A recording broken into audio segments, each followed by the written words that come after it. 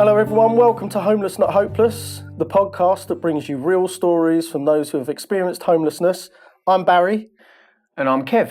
Today's guest is Mandy. Her story really comes full circle and we'll explain what we mean as we go. Yeah. Mandy lost her mum when she was 18, mate. She was in foster families. Her dad worked at sea and for most of his life. Then he took custody of Mandy when she was 15. He had a stroke and when Mandy was nearly 17 and Mandy found him. So that's really, really quite sad. Yeah, her half brother was separated from the age of 4, moving to Jersey with his mum. Growing up, Mandy was what people would have called, a troublemaker. She was angry. She'd snap at people. It would come out of nowhere. It wouldn't seem like, for any reason. And she didn't understand why. And obviously people didn't know either. So to help her settle, she was sent to a boarding school at the age of 11. And then years later, she discovered she had borderline personality disorder. And then suddenly everything clicked. It completely made sense, why she was the way she was. Yeah, no, I hear you, mate. And that's not uncommon. Many people experiencing homelessness, especially those with childhood trauma, live with BPD, apparently. And I don't know much about it, but I'm the same, it makes sense.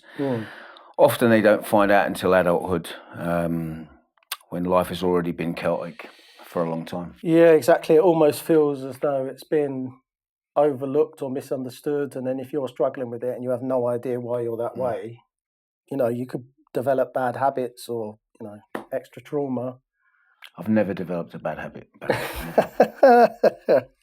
But the thing is, like we've just said, I knew of BPD, but I wasn't completely understood what it was. So I want to take a little moment to talk a bit more about borderline personality disorder. One more important thing to say is that BPD doesn't look the same in everyone. People experience it in very different ways, and that's why it's often misunderstood or missed altogether. Yeah, absolutely. For some people, everything turns inward. Instead of angry outbursts, they carry a lot of self-blame, shame and isolation. They might avoid conflict at all costs while still feeling deeply abandoned inside. Others experience BPD through impulsivity. Yeah. That can mean high energy and risky decisions, like spending sprees, substance use, or putting themselves in unsafe situations. Not because they don't care, but because it brings short-term relief from overwhelming emotions. And I can tell you right now, that is the one that I would do. That's the one that I was doing. Yeah, okay. I know I'm simplifying it a little bit. Like taking something and going, oh, that must be, but that sounds like it rings true. Yeah, for the me. one that fits that. Like we say, because everyone is different, aren't they? Exactly. Petulant. Some people struggle with outward anger. Feeling constantly let down or treated unfairly can lead to snapping, pushing people away, or behaviours that strain relationships and make keeping housing really difficult. Yeah. Do you know what? I can kind of maybe link it a little bit in all of these. Well, this is what I was going to say. I think they're it's like a spider web. They're all kind of linked, but there's like little bits from each, isn't there? I like that. Spider web, I like that.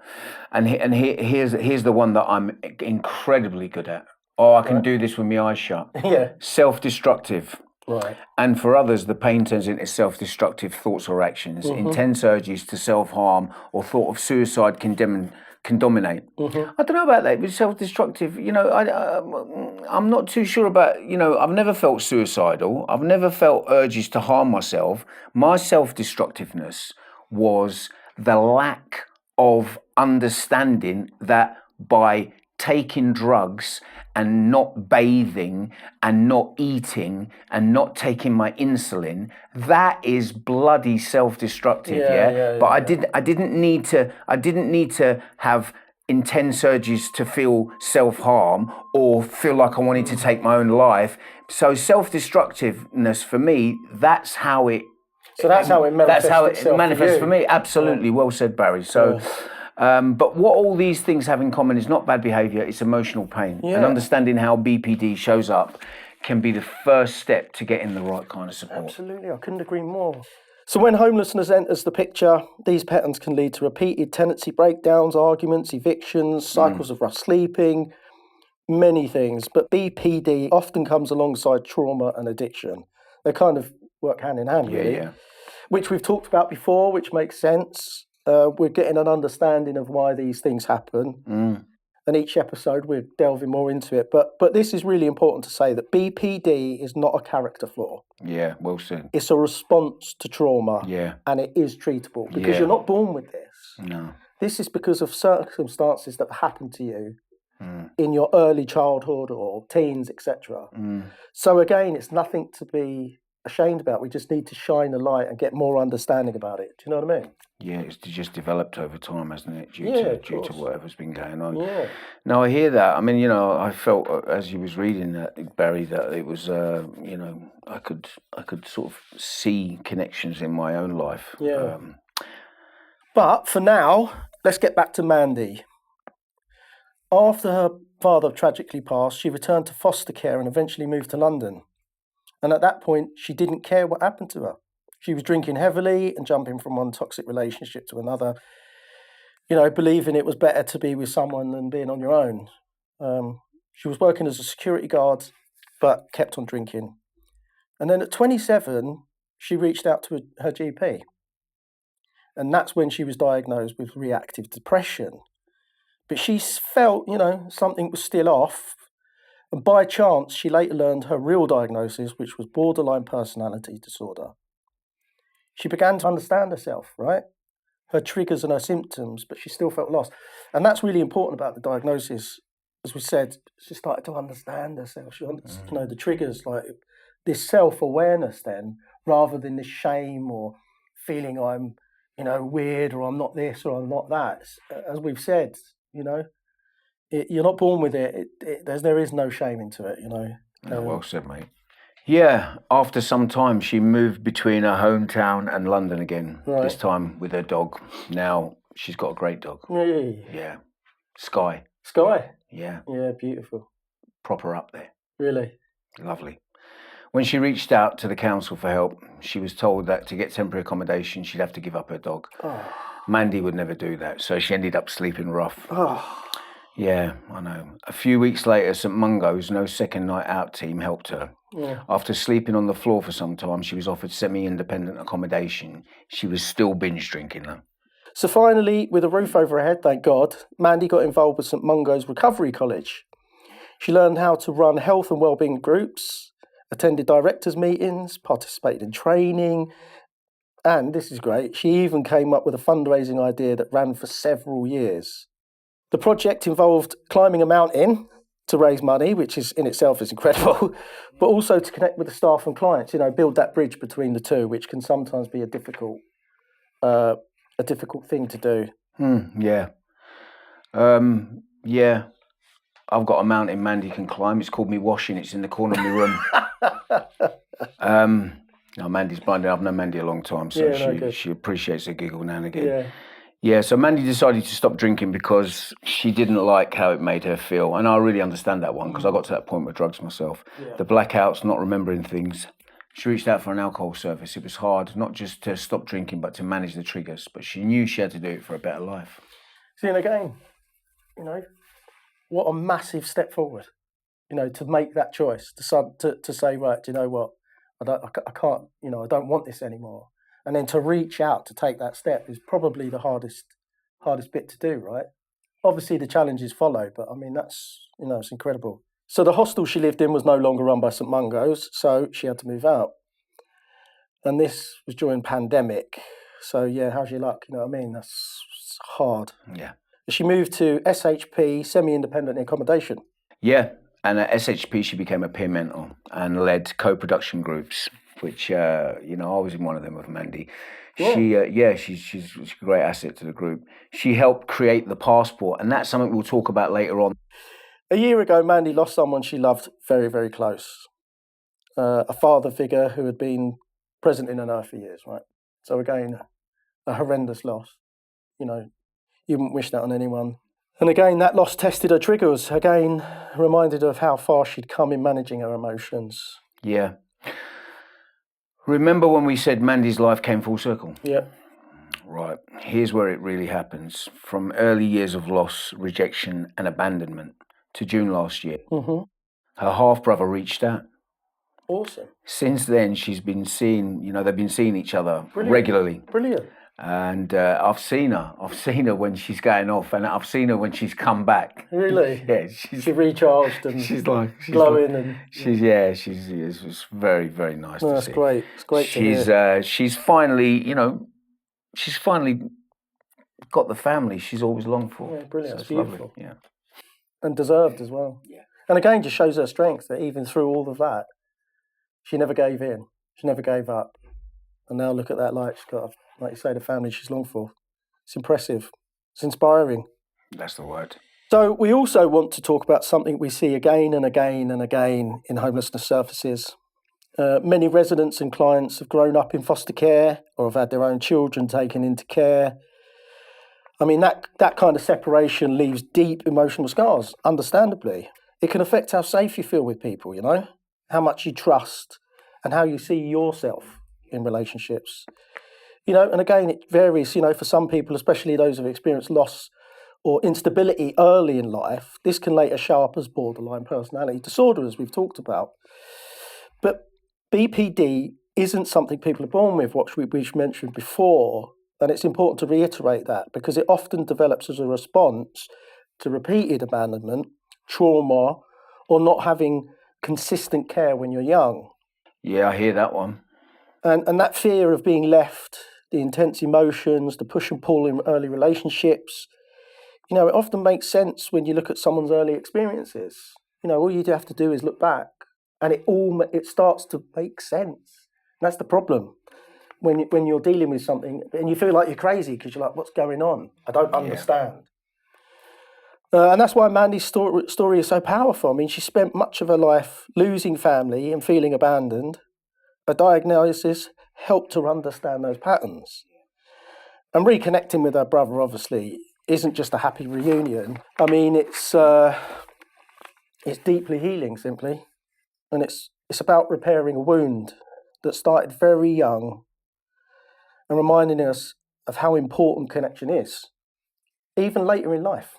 Yeah, mate, connection is, earlier on when you was reading about, that thing about when you were kind of lost in yourself and having to re-establish some kind of a relationship with yourself is the point in my life that I'm at. And that's a massive thing to, because I just hadn't been doing it for so long. And then suddenly, you come off drugs and drinking all that, and it's like, you think that people seem to think, that's the result. Listen, that's just the starting point, mate. That's just the starting point, right? Now you have to get your surfboard and ride the wave. Do you know what I mean? And it's avoid the obstacles and hope you don't fall off again. It's a great analogy. So, please welcome Mandy. Thank you for coming, Mandy. You're very welcome. Been looking forward to meeting you, and I'm glad that you've given us your time, I've been on a buzz all week about this. Oh, really? So, brilliant. Oh, that's even better to hear.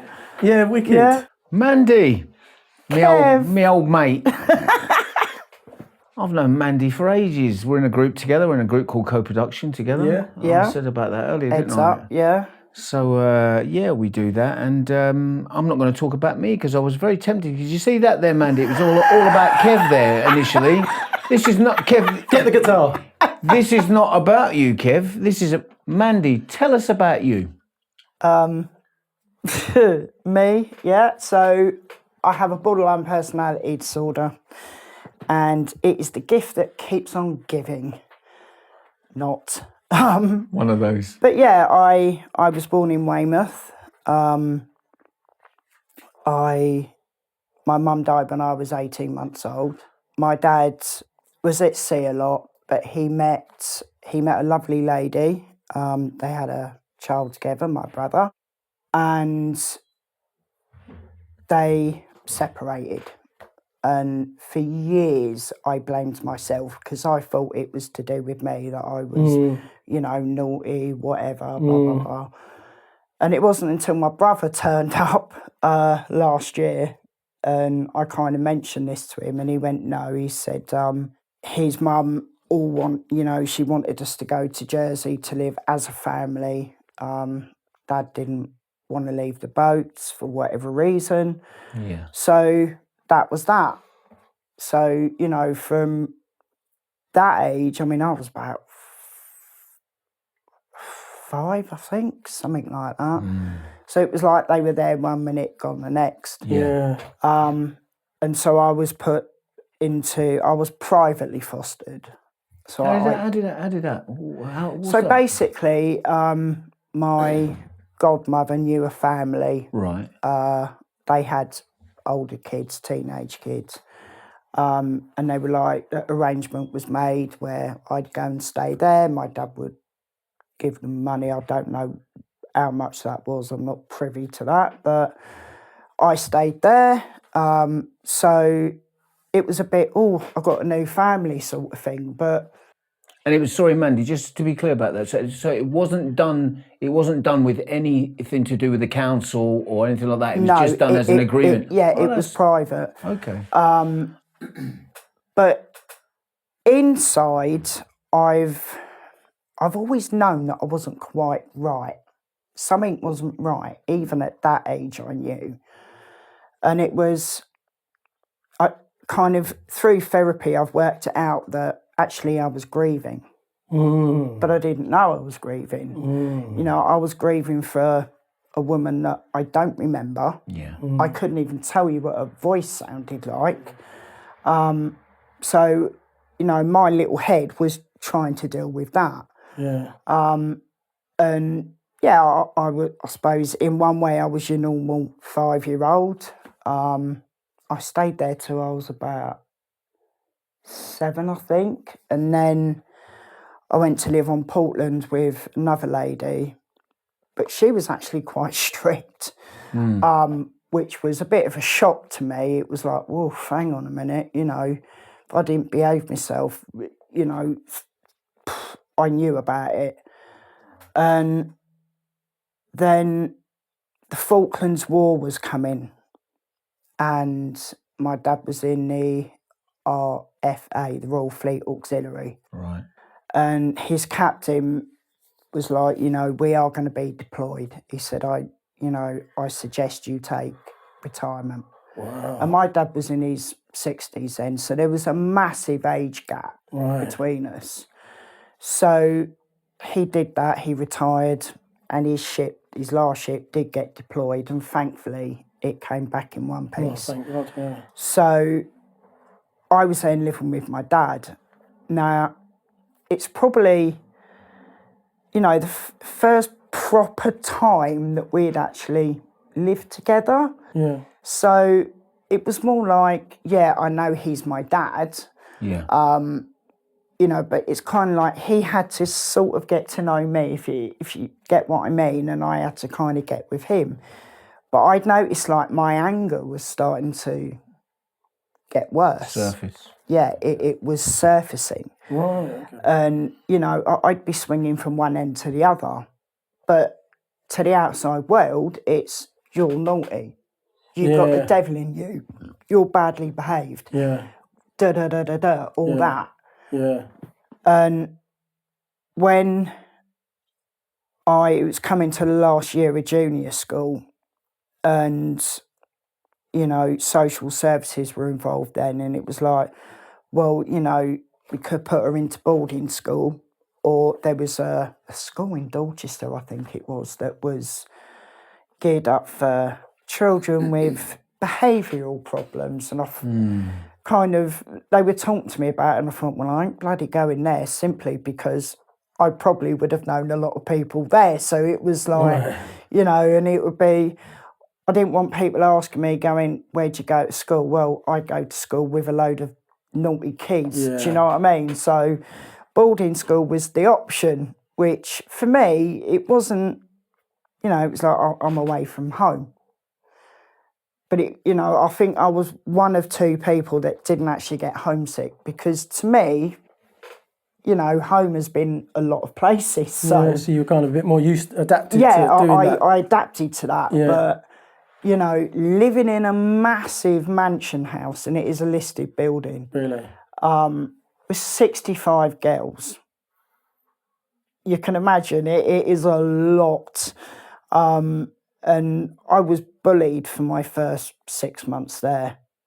And again, I can feel all the anger the swinging from one way to the other, the lows, the highs.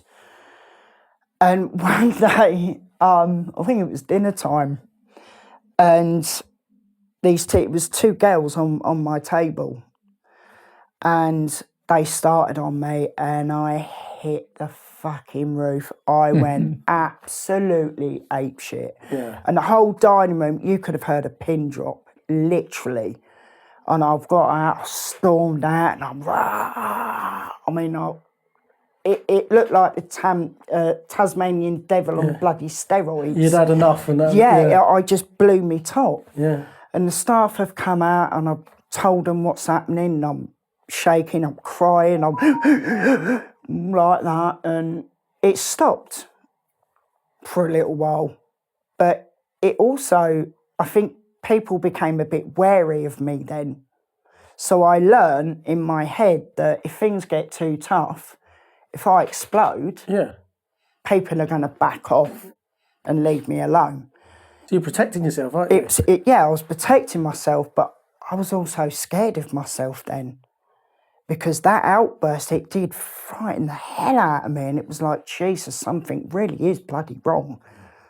But if you'd gone to a teacher or a doctor then, it would have been, you know, you're dramatising it. You're making a thing out of nothing. Yeah. You're attention seeking. Yeah. This, that, and Count the other. to 10, you're overreacting. Yeah, that sort of thing. And then it was also, you know, I was struggling with my sexuality as well. Yeah. Because I've known, again, from an early age, I was attracted to women, you know, but I learnt to play the game. Right. So I had boyfriends, whatever. And it kind of went like that. And when I was in my 5th year, I got back from the dentist, back to the boarding house, and can we come and see you in the office? I'm like, fucking hell, well, I haven't done anything for the last couple of weeks, so what's going on sort of thing. It was like, what now? I go in there, my mate at the time was in the office, and I'm thinking, hang on a minute, what's going on? She went, can you sit down? I was like, well, what's going on? Bearing in mind, I've just come back from the dentist, and it was like, she was like, your dad's had a stroke. So straight away, and I'm like, is he alive? Yeah, he's alive. He was in Weymouth district. Or as we used to like to say, risk it for a biscuit in there. And I said, well, can I go and see him? Oh, no, I'm sorry you can't because there's no staff available.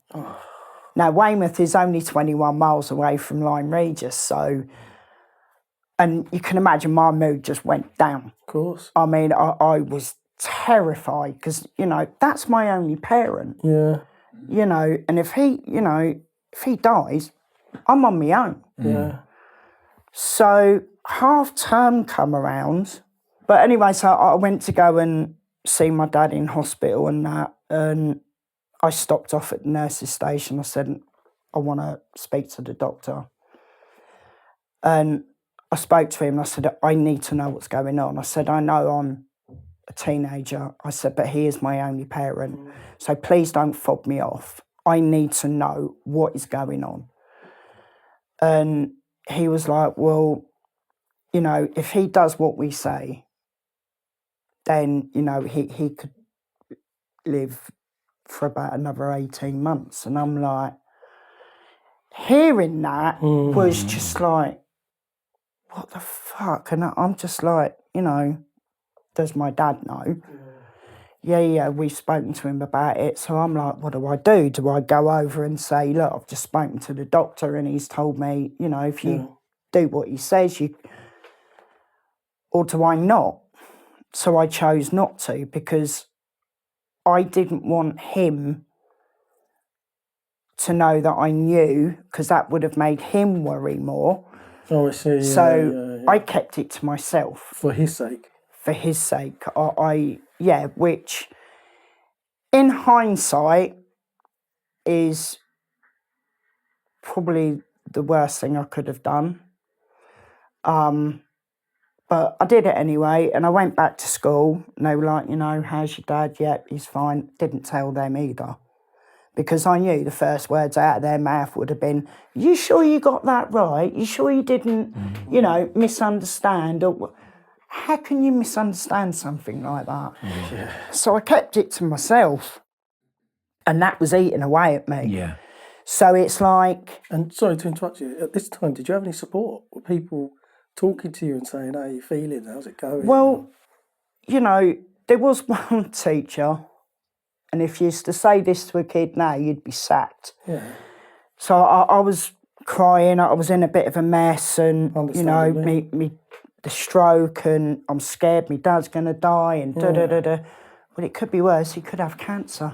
Oh, my God. Oh, So I've just walked off now, because I was about to bloody lose it. Of course. I was about to, you know, literally explode. So I've walked away, and luckily enough, Road Hill had quite a lot of grounds. So I went and found a quiet place and just sat there. Good for you. Crying my eyes out because of what had just been said. Yeah, it's disgraceful. And I had to live with that. So I'm fighting different battles now on one front. So my sexuality, knowing there's something wrong, my reactions to things, the highs, the lows, swinging from one end to the other, and dealing with that. Yeah. On your own, at such a young age. Yeah. Away. Yeah. Without any kind of support or comfort or love or someone trying to say, help you understand. Yeah. Jesus, that is... You know, and it was horrendous. Yeah. And then I moved into, you know, the exams were happening, the GCSEs and all that lot. And I was never really academic at all. I mean, my head was always somewhere else. You know, it was that it's not that I'm thick or stupid, it's just with everything going on, my head didn't have room enough to deal with that as well. So you had your priorities, and they weren't GCSEs. Yeah. You know, and it was like, I'll apply to stay on for the sixth form, and I think, you know, looking back, it's like, well, why? But then I think there was a part of me that just wanted to run away, because if I go home, then I've got to face it. But as it turned out, we had a free period. And me and my friend, we were like, come on, let's nip out of school, go for a ciggy somewhere. So there we are, walking down the path. And who walks up? Mr. Sweetland, chemistry teacher, absolutely hated me. So I've swung round and I've slapped my mate round the face. I was like, start crying. I went, Sweetland's coming up the bloody ramp. So she's like, a great big bloody handprint. He's like, where are you going? I was like, she's really upset, so I said, you know, I'm stopping her from running out and da-da-da-da-da. Quick thinking, that is. Oh, yeah. And my mate was like, you didn't have to slap me that bloody hard. I was like, well, I didn't know what to do. Had to make it look real. Yeah. So, then it was like, we don't think it's a good idea you stay on to the sixth form. So I was like, okay. So ended up going home. And do you remember the YTS scheme? YTS, no. New training scheme. Yeah. Yeah, I remember it. Slave labour. Oh, right, yeah. basically. That's what it should have been called, the SLC. Yeah. Slave labour. SLS. How do you spell scheme? Is it an S or a C? S. It's an S, isn't it? Yeah. So can we just reiterate that? SLS. Yeah. Yeah. SLS, Mandy. We all right now with that Yeah. one? We're cool with that. Right. Rebrand it for what it really is. So I did that, and I didn't know what bloody do. You know, so I was like, I'll do catering, because my dad used to be a ship steward, so I thought, be a bit of a little connection. I never wanted to do it. My heart was never in it. And so I did that, and I got home, was it June or July? And then that was weird, because it was like, we're living together. But knowing what I knew, it was a lot harder. So, you know, I found myself sitting there at night watching the TV where he would nod off, and I'm watching his chest rise up and down just to make sure. And there was one night, I think it was November or December, something like that. And he went, because his mate that he used to work with on ship, he'd parked his car, left it with me dad. So he was like, I need to be at the shipyard at 6 a.m. He went, can you drive me? And I went, yeah, all right, yeah. He went, no, I'm serious. He said, you know, I went, are you all right? He went, I'm fine. He said, are you going to drive me? I went, Dad, I can't drive. And he went, well, and I'm like, what the fuck is going on here? So I went, Dad, where's Mum? He went, you know damn well where your mum is. Your mum's dead, blah, blah, blah. So when I told him the next day, he went, no, I didn't. Never said that. So now I'm thinking, great. You know, now he's going bloody senile, you know, something else to flipping worry about. And at 16, that is a lot. You know, your average 16-year-old is going out partying, you know, learning how to drive and all this lot. Yeah. Whereas me, I'm trying to hold down a poxy job, watch my dad, Yeah. you know, and it was bloody hard. Yeah. And I think that's an understatement. Yeah. I feel overwhelmed just listening to your story. And there was no support. So it was all complete, you were just on your own? On my own. Yeah, basically. But then I was like, summer's coming. And, this was like after Christmas. And I'm like, what am I going to do? Because the hours get longer, working and that. So I took it upon myself to go to social services. And it's one of the hardest things I've ever had to do. And I explained the situation. I went, would it be possible to have him like put in a home temporarily for the summer months and then he comes home in the winter? They were like, have you spoken to your dad about this? And I went, well, no, not yet. I said, I wanted to know where the land lies. I said, because I'm on my own with this. So they were like, well, go and speak to your dad. So, and it's like, how the bloody hell do you approach? Yeah, how'd you bring that up? Yeah. You know, oh, dinner's really nice, Dad. And, oh, by the way, so I was like, you know, look, Dad, summer's coming.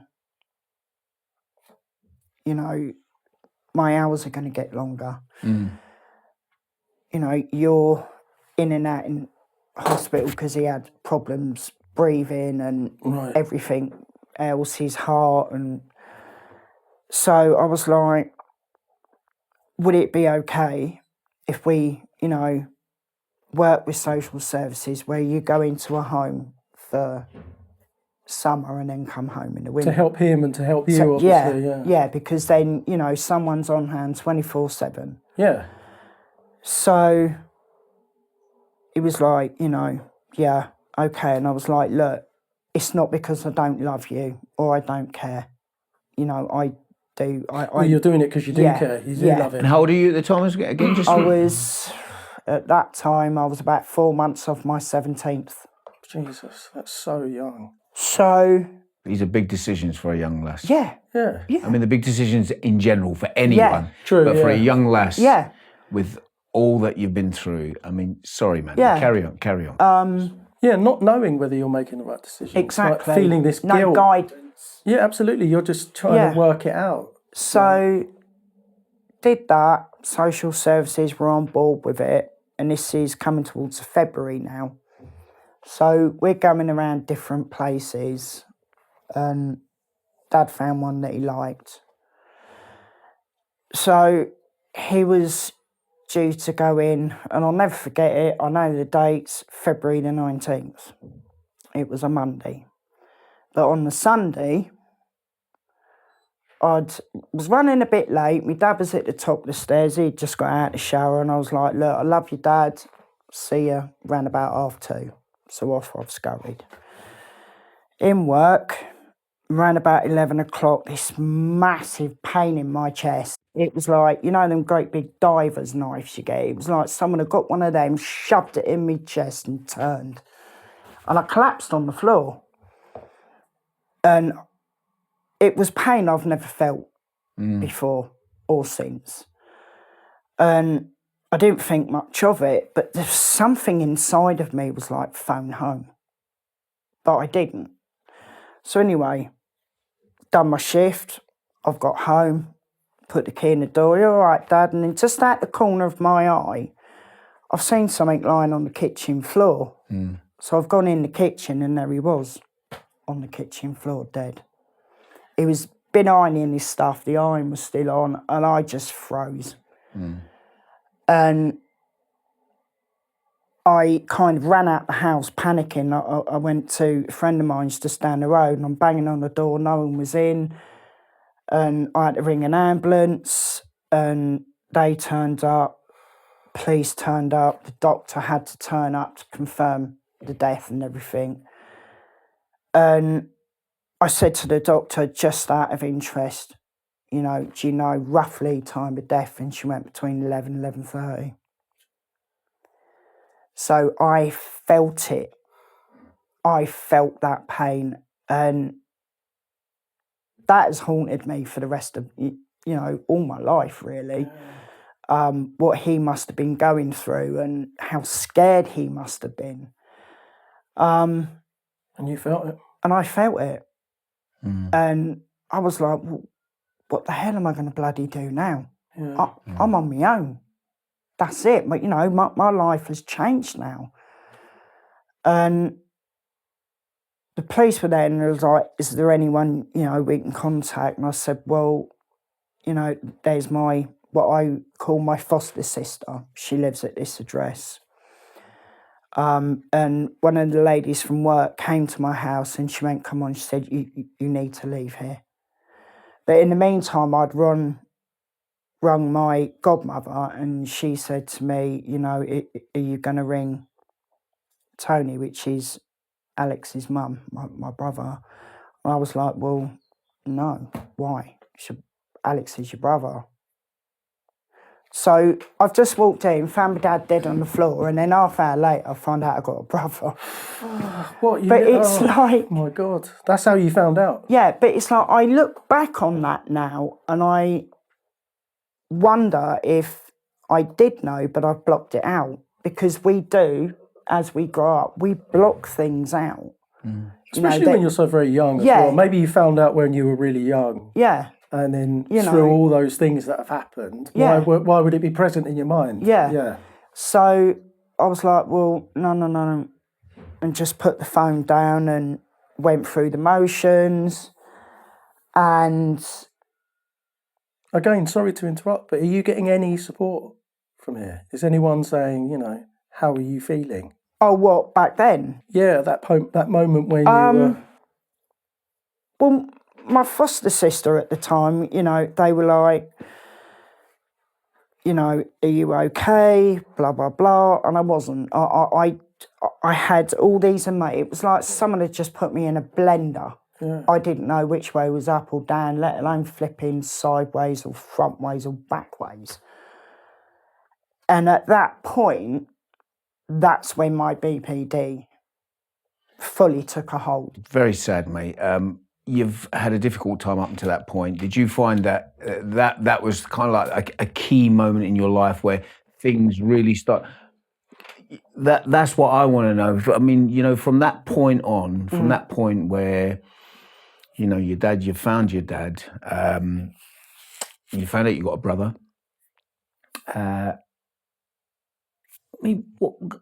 How was things from there? From that point on, what did you tell us? Tell us, what was it?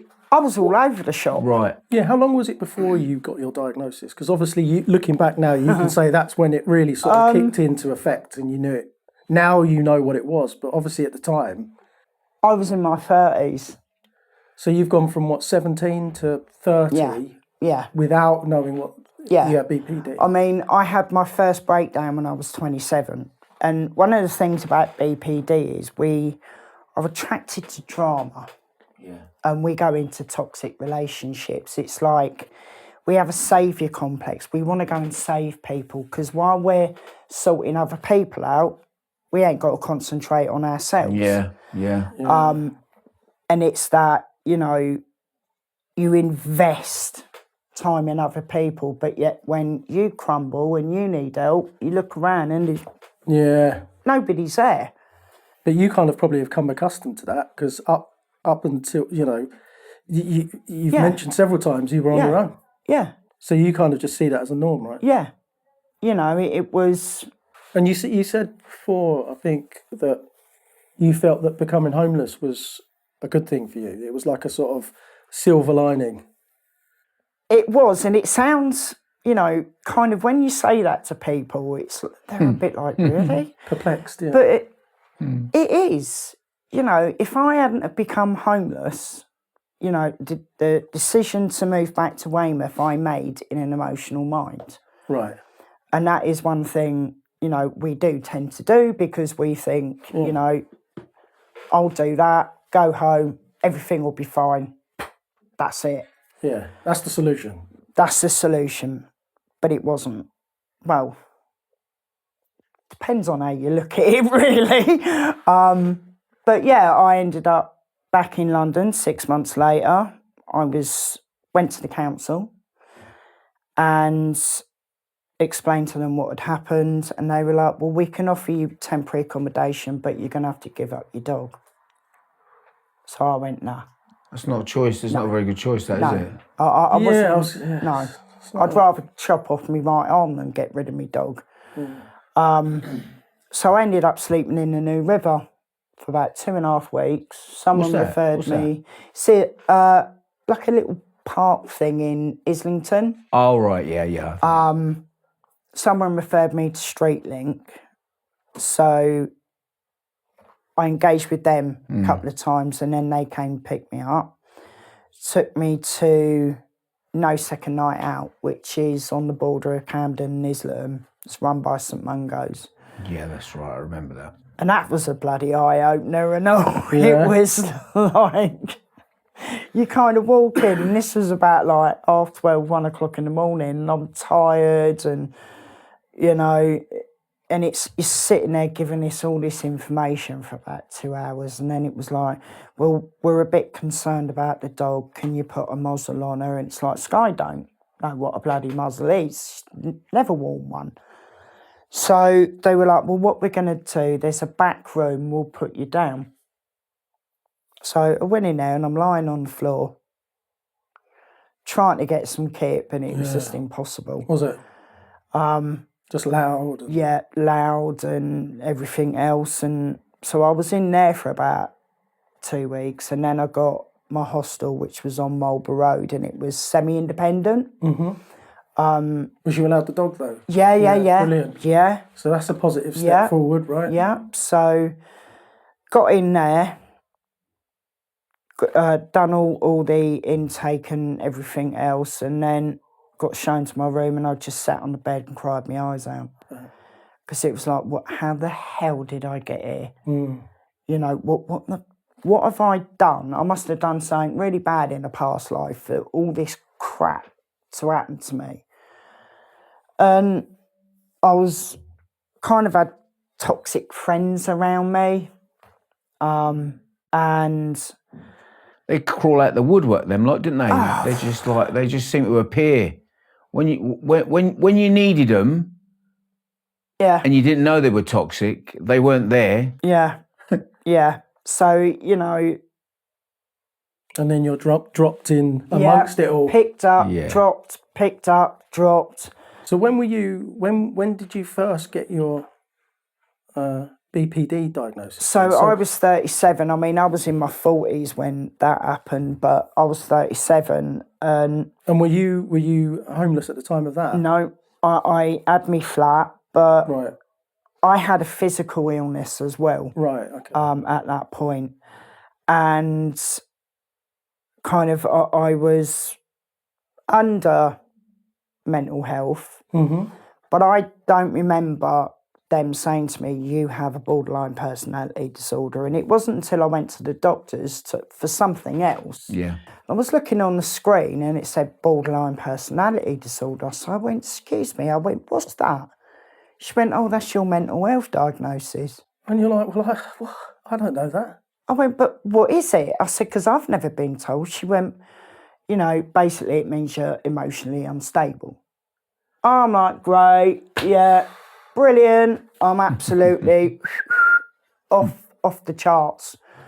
So I got referred. Again, with having no knowledge of what it is. Yeah. Didn't know that Yeah. you've been Yeah. diagnosed with it. And then for someone to just break it to you like that. Yeah. You're just thinking. Yeah.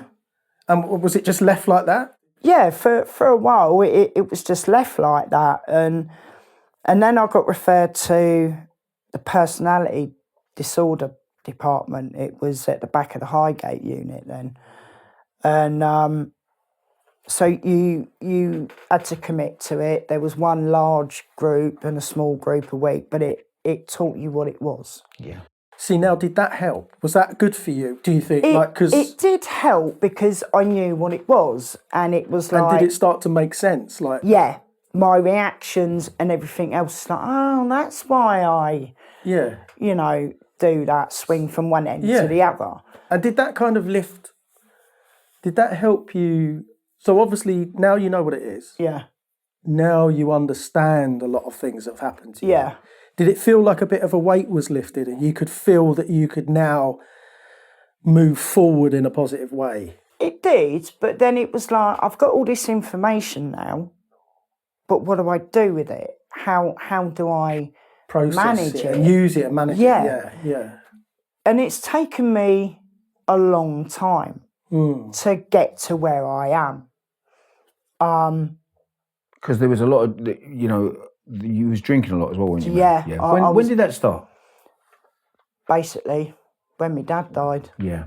I binge drinked, which is actually worse than drinking every day. Yeah. Because it's, you know, you can not have a binge and then go on a 6-week binge and it's that sudden hit on the liver and the liver can't deal with it. Right. And not only that, kind of, I'd taken a lot of overdoses as well. Because when I start to drink, I'd be drinking lager and then it'd be the Jack Daniels. Right. And then it'd be, I don't want to be here no more. I really just didn't want to be here anymore.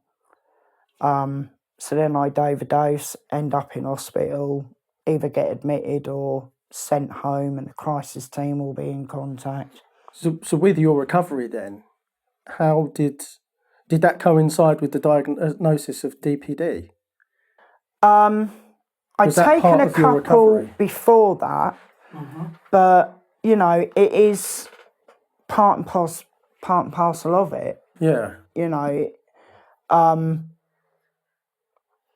I look back and, you know, I do wonder sometimes how the hell I'm still here. You know, how the hell have I survived? Because you're so tough, you're so strong. Just from hearing your story here, you're definitely strong. Probably stronger than you think you are. Yeah, I Physically, mentally and emotionally, Yeah. you know what I mean? If you don't mind me saying. No, I mean, I'd be the first one to admit myself, I'm in a better place now than I've ever flipping been. Great. That's brilliant to hear. You know, and it's maintaining it. And it is bloody hard work. It is tiring. It's exhausting. You know, because even... So were you given those tools? I had to learn So, yeah, right. by, you know, kind of what works for me. And it is trial and error. Yeah. Because you can have 10 different people who have the same diagnosis, but how they experience it is totally different. Yeah. We have the same traits, but how we experience it is different. But one thing I will say, though, is sometimes people confuse borderline personality disorder with bipolar. Well, that, interestingly enough, is what Kevin and I have discussed earlier. Yeah, because we have similar traits, so the highs and the lows, but we are two completely different disorders. Right. And it does kind of annoy me sometimes when people go, oh, so you're bipolar then? No, I'm not. It's like... Well, that's the mistake I made. We were discussing this earlier. I thought BPD was bipolar disorder. Yeah. I mean, you know, so... It's true, again, because I'd heard of, obviously, this disorder, but I wasn't aware of it. And the thing is, I think, obviously, from your experience as a child, teenager, getting out into adulthood, it seems to me like there was an ignorance towards it because people didn't know enough about it. Yeah. People, you know, clearly you weren't being properly treated where they diagnosed you, but they didn't even tell you. Yeah. So then in your own mind as well, if you don't know, how are you going to I mean, see, this is the thing. It's emotion based, Right. and it is triggered by trauma. Yeah. But it can also be genetic.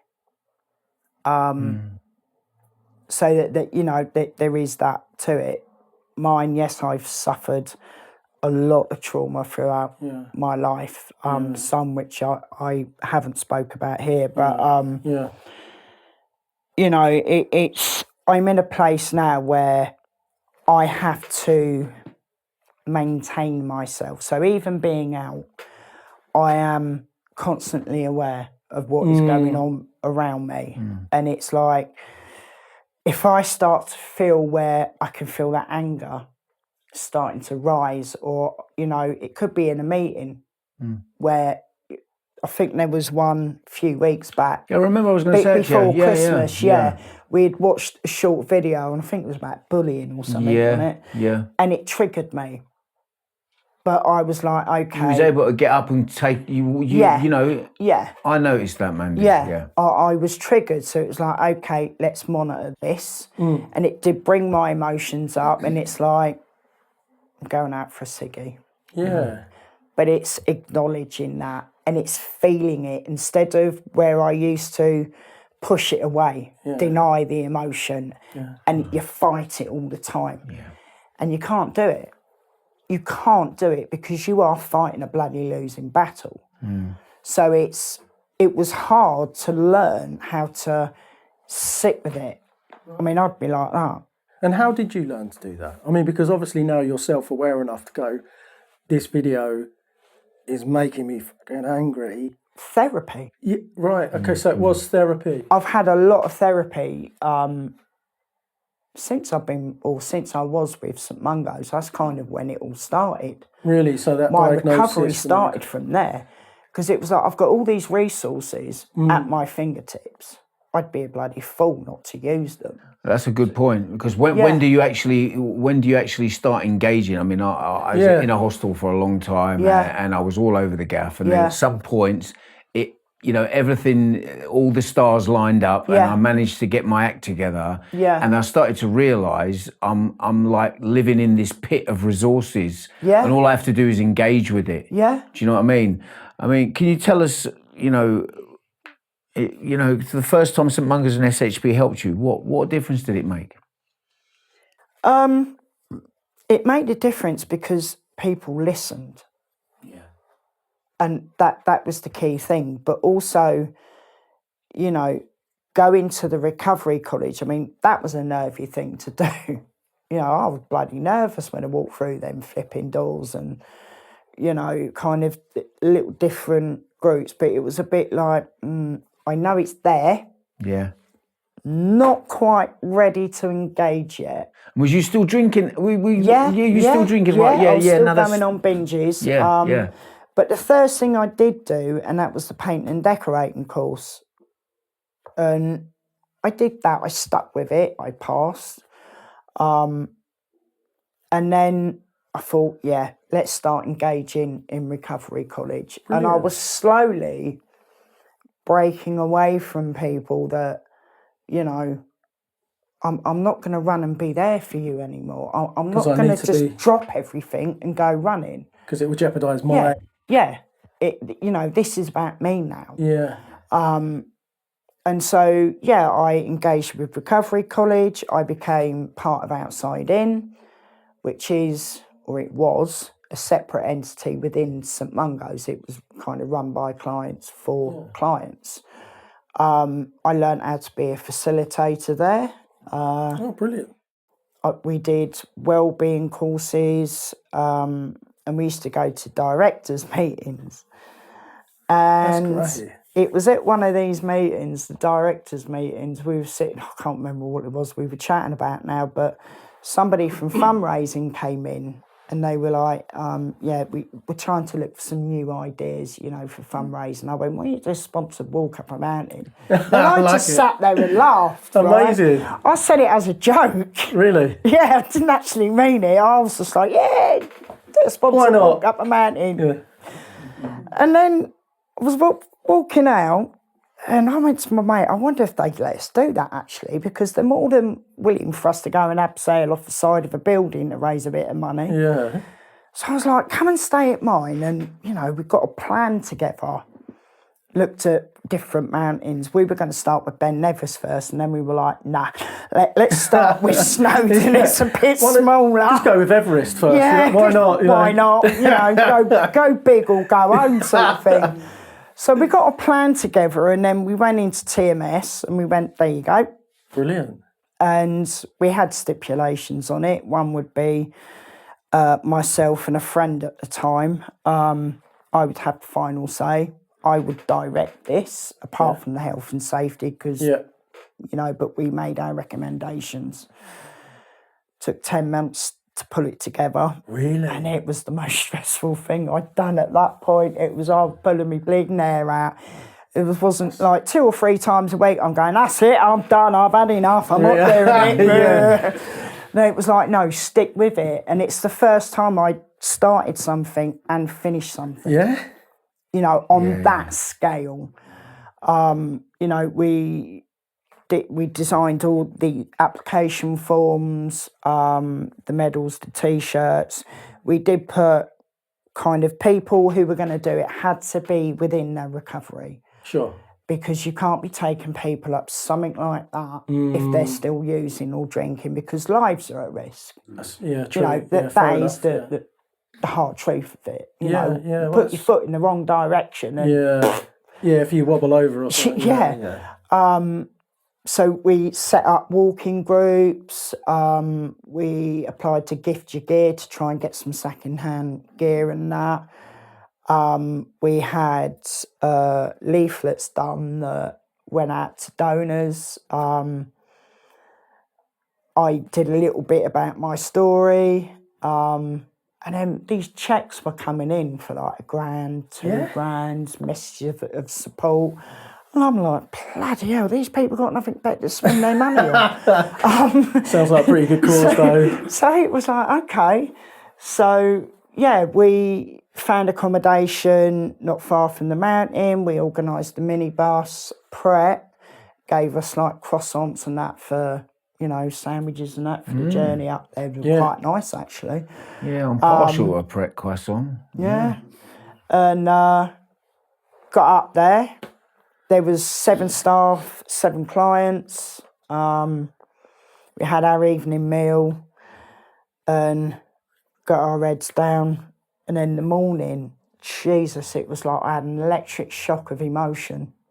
It was like a surge of emotion. Like I'm like that, and I was like, bloody tears are in my eyes, and it was like, oh, Jesus, fucking. I mean, I was a bit like, whoa, you need to kind of breathe, and let's just go do this. Acknowledge, and breathe. Yeah, acknowledge it, and I think. I'm sure, or I like to think, it was my mum and dad there as well going, go on, Gil, get up that mountain. Yeah. And Mandy, and at this point now, you're not drinking anymore, is that, or were you still having it? Were you still, My binges were less. Right, exactly. No, because that's a really good point, because, you know, I found that with my own recovery as well. You know, it's not all or nothing, is it? It's a process. You got to start getting involved in stuff. You got to start taking a few little risks. But not beat yourself up about stuff that's going on, you know, and that's the kind of thing you know, Mandy, you know, when you did stop drinking though, what helped you push through the hardest moments? Remembering the chaos. Yeah. When I think back to how things were, when I wasn't medicated, when I didn't have my diagnosis, the chaos. And, you know, stop the merry-go-round, I want to get off, sort of thing. You know, all the outbursts of anger and, you know, I punched a few walls in my time. Yeah. You know, there was a few abusive relationships that were emotional, mental abusive, a couple of physical. But it was like, I can't go back down that road again. Yeah. I've worked too bloody hard just to get to that point. If I throw it away now, I would kick myself. Yeah.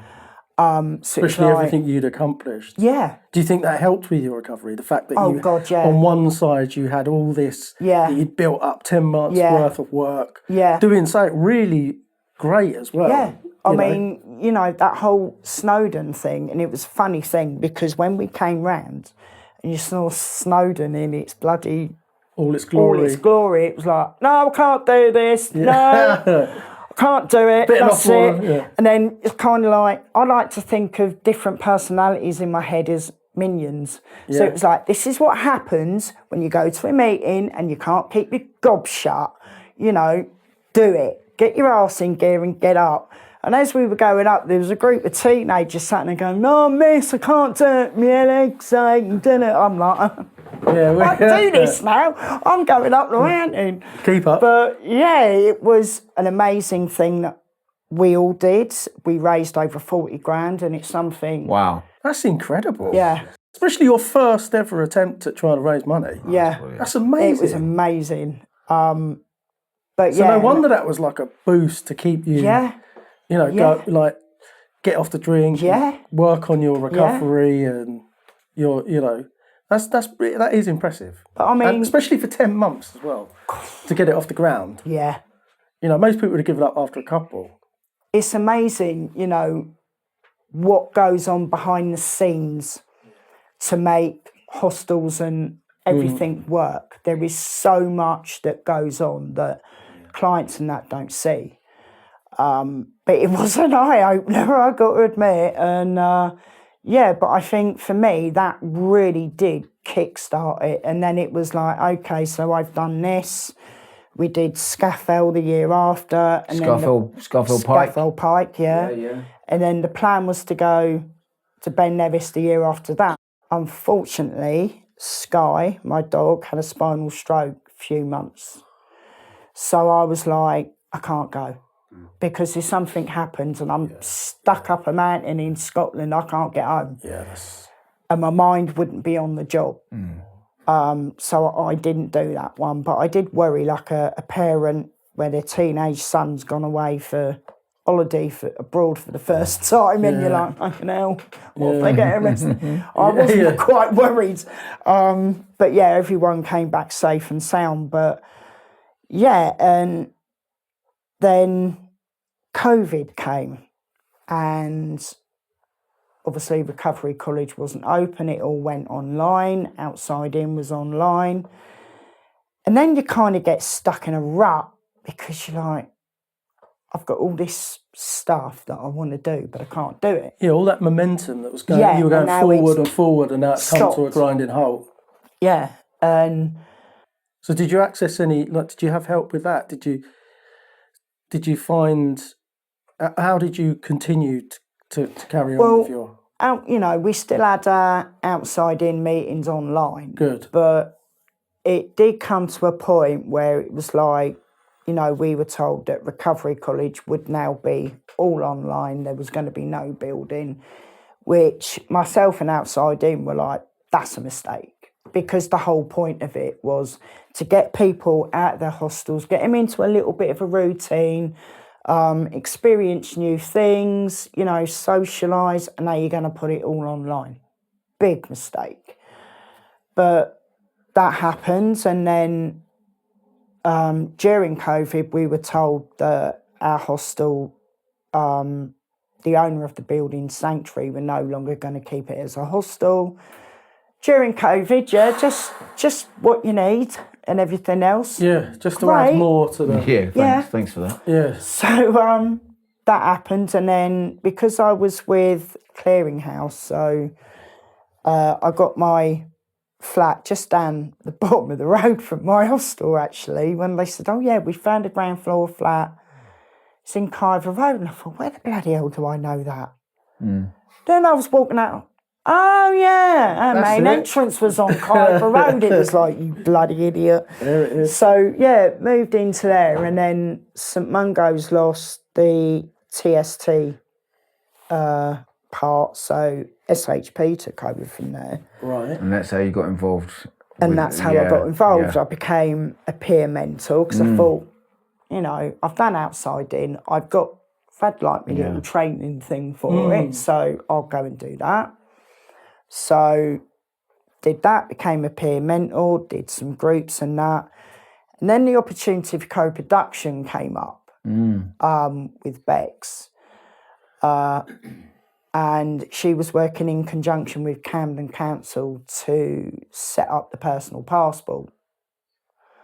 So, See, can you explain what that is? Because I was saying to Kevin earlier, I actually got interviewed. Well, not interviewed, like sort of asked questions about it. They put it forward and said, "Do you think this is a good idea?" Last year, and I was like, "Yeah, I love it. I think it's a brilliant idea." Yeah. Obviously, experience of going through hostels, etc., Yeah, etc. yeah. You know how it can go through. So yeah, could you tell us quickly the about personal passport. Yeah. So that is basically stop people being re-traumatised. How many times have you been to services that I've been to services? Yeah. And it's, can you tell us your story? And you're like, fucking hell, I've told it how many bleeding times now? Yeah. Yeah. It's not going to change. Why don't you know about it? Yeah. So it's like, it's about me. This is how I like to be spoke to. Don't talk down to me or at me. Yeah. Talk to me. If you don't like tiny rooms, then, I don't like small rooms that are in a basement with no windows. And, so you're not going to say to somebody, well, we're going to go downstairs. Room's a bit small, there's no wind. I've just told you that I don't like that. Yeah. But it's a get to know me. It's a way of getting it, because like you say, when you call someone and they go, okay, what you call us? Can you tell us about this? Can you give us your name? It's like, if they had access to that information straight away, it would be so much easier and quicker. For you, for them, for everyone. And then when they pass you on to someone else, they get those details and they say, I just think it's a brilliant idea, by the way. So kind of when they, clients don't have to do it. So you don't have to keep repeating yourself, do you? Yeah, they don't have to fill one of these out, but it is helpful so that when they do send it on services, that person goes, okay, I know exactly how to work with this person. I've got it. So, for example, Mandy, for a particular group of people we're talking about, let's say someone like one of the hostels, 115, the SHP hostel in Gray's Inn Road, short stay.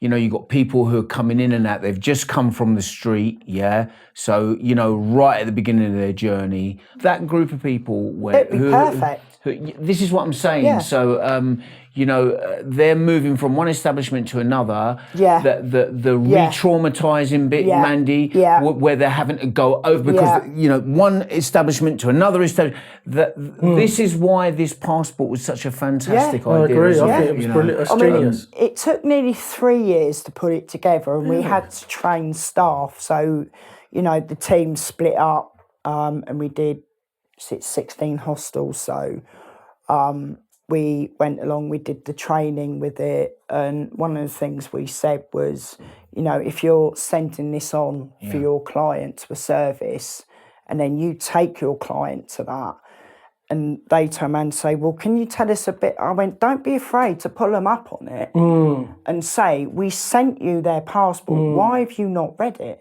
Yeah. What right do you have to re-traumatise my client? Yeah, reliving the same conversation again. So, and from what I can gather, some of the feedback we've got, it has been quite successful. A lot of people have engaged with it. But all this helps with my BPD. Well, this is what I was going to say to you. Yeah. What keeps you motivated? What keeps you staying as strong as you are, away from the alcohol, being positive and creating all these incredible things for other people as well, not just yourself? I think a lot of it is because I have a lot more self-worth now. I respect myself. I like myself. Back in the day, I hated being on my own. The thought of being on my own terrified the fuck out of me. I'd go from one relationship to another, because I didn't want to be on my own. Sitting in a house on my own terrified me. It's like, no, I need to be with people. Long silences used to, I need to say something. Even if it was something completely flipping numpty, it was just something. Yeah, to fill the space. Whereas now, it's like I maintain that balance. So I've got a strong support network. I know myself a lot more. I know what works for me, what doesn't work for me.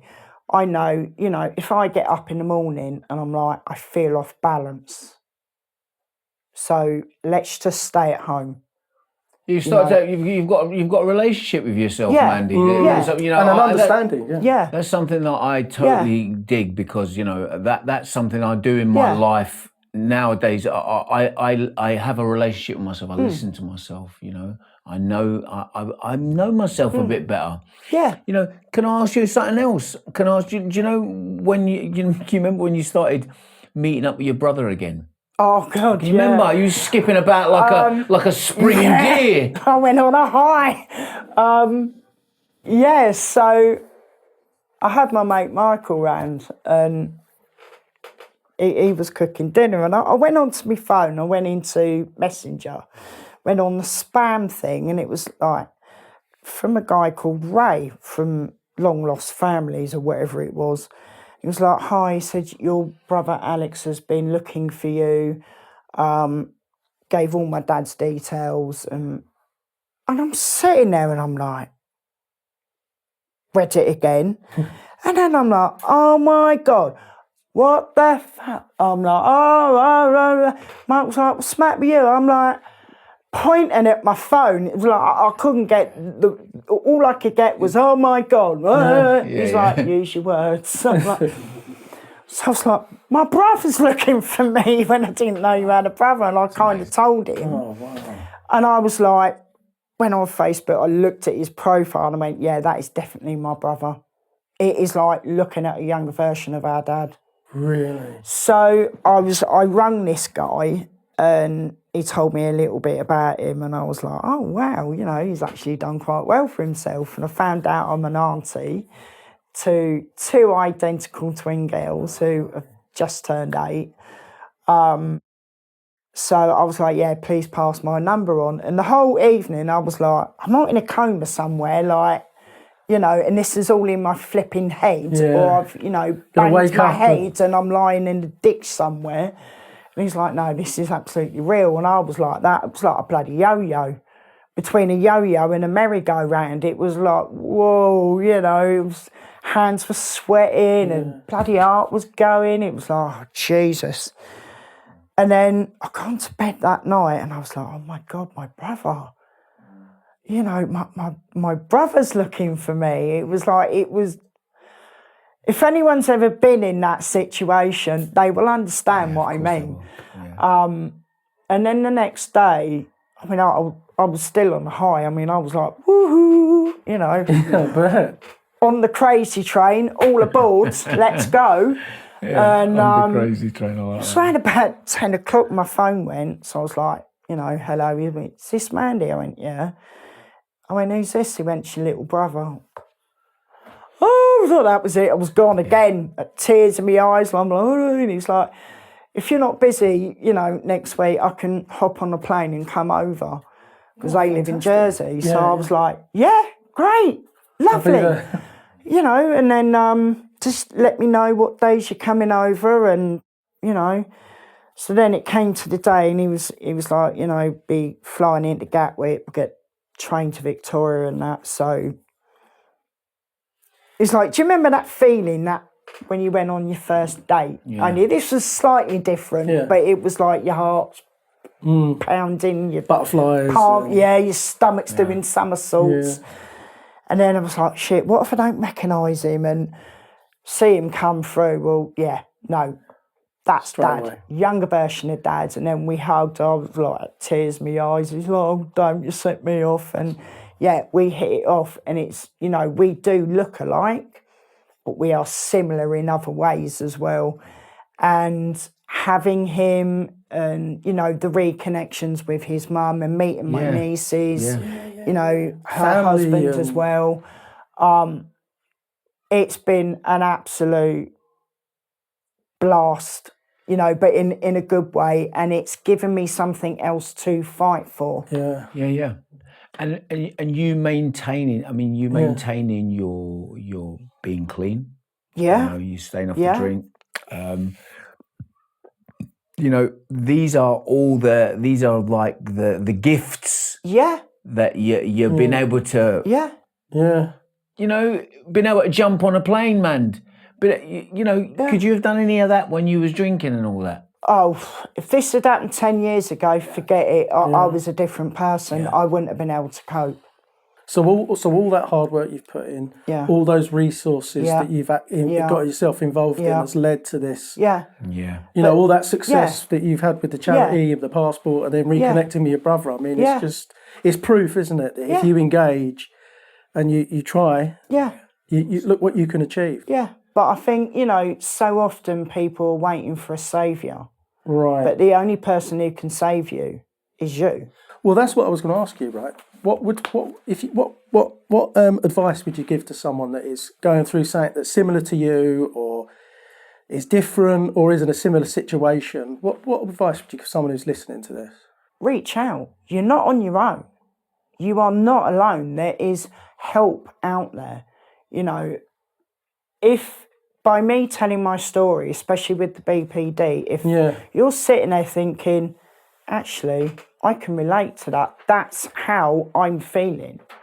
Then get help. Because if you don't, you know, if you don't get help with bereavement, if you're not, you know, getting help for your BPD, or, you know, you haven't been given that diagnosis, push it.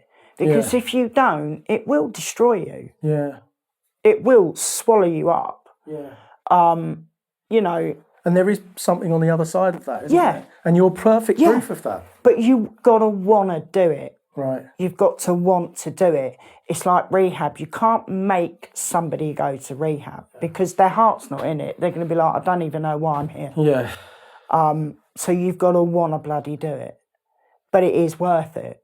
You know, I'm not the same person I was 10 years ago or 12 years ago. Yeah. If you'd said to me then, this is what's going to happen, and you're going to do a podcast, you're going to organise a walk up a mountain, you're going to talk in front of 500 people, nah, you're talking about someone else, mate. You're more crazier than what I am. What drugs are you on? You know, that would have been me at that point, because the thought of getting out of my comfort zone, let alone talking to people, doing this, no, mate, I'd have been off to the races. There was no way I'd be doing this. But I love doing stuff like this. I enjoy it because I do get a buzz. I know. I mean, I can feel myself on a high now. But it's like allowing that. Yes, I accept that. This is how I'm feeling. You know, having that things put in place is what helps me as well. Right. So, like today, me and Michael, we're going to go off. You know, we're going to do something. And then that helps me kind of parachute down. Not crash back down. Because that can be dangerous, you know. So these are all those foundations that you use to help yourself. And that's come from the help that you've seen with the diagnosis and all the other things. It is about putting things in place. So if that happens, okay, I need to do this. I need to reach out to that person. You know, there is no shame in asking for help. It makes you stronger. Agreed. It does make you stronger. It doesn't make you weak.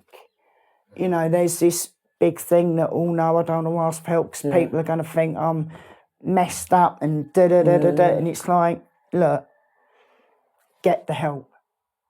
It's a choice. You either carry on going the way you're going, which is not going to end up too well for you. We know that story, don't we? Yeah.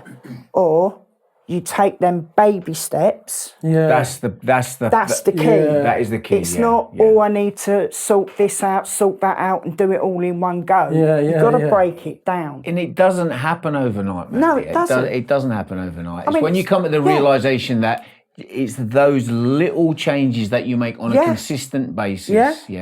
Getting involved in groups like you have done. Letting life come back in again. But don't beat yourself up if you fall over a little bit on the way. Do you know what I mean? Mandy, thank you.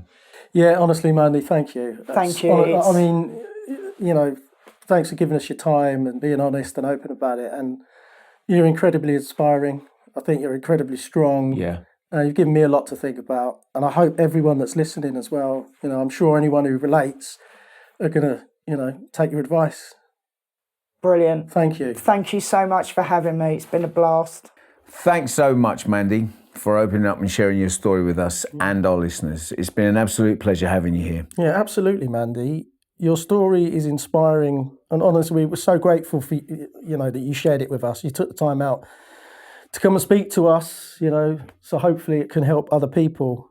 So to everyone listening, thank you for tuning in. And remember, no matter how tough things get, there's always a way forward, right? If you're someone you know is in urgent need of mental health support, you can call 111 for immediate guidance. For those affected by homelessness, or if you're concerned, about someone who may be sleeping rough, please contact StreetLink on 0300 500 0914.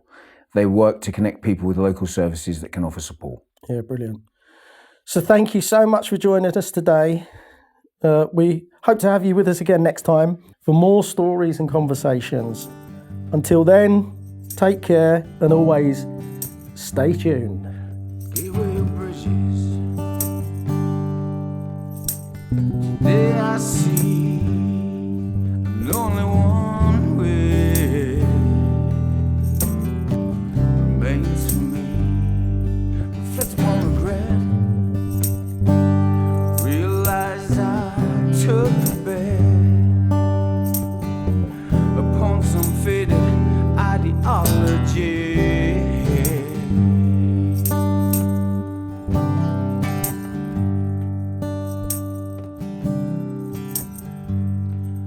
If you fall in love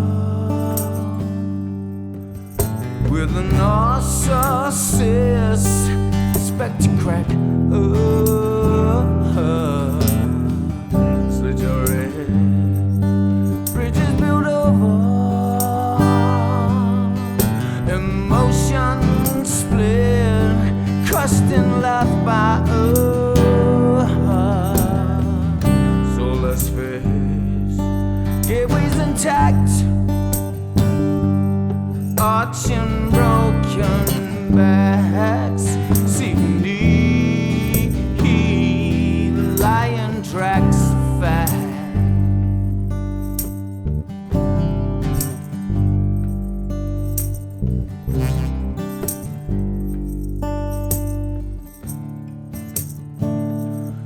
Bridges built over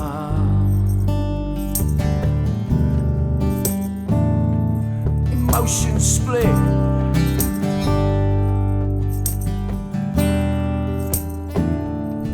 Bridges built over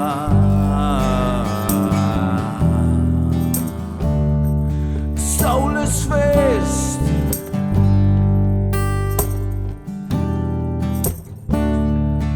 Bridges built over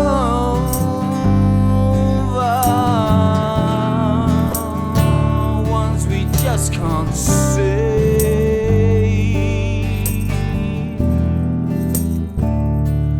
Bridges built over.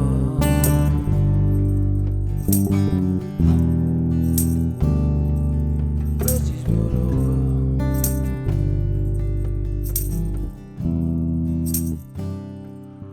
You and